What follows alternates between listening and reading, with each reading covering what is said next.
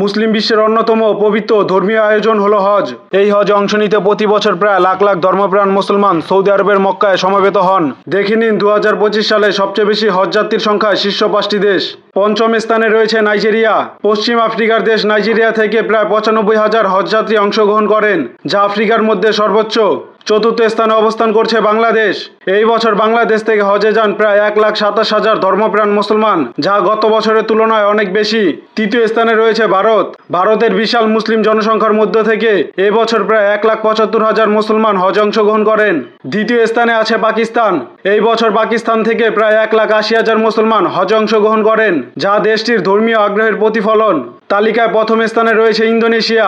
বিশ্বের বৃহত্তম মুসলিম জনসংখ্যার দেশ হিসাবে ইন্দোনেশিয়া থেকে এবছর প্রায় 2,21,000 হজযাত্রী অংশ নেন। এই দেশগুলো থেকে আগত হজযাত্রীরা বিশ্ব মুসলিম ঐক্যের প্রতিচ্ছবি হয়ে পবিত্র হজ পালন করেন।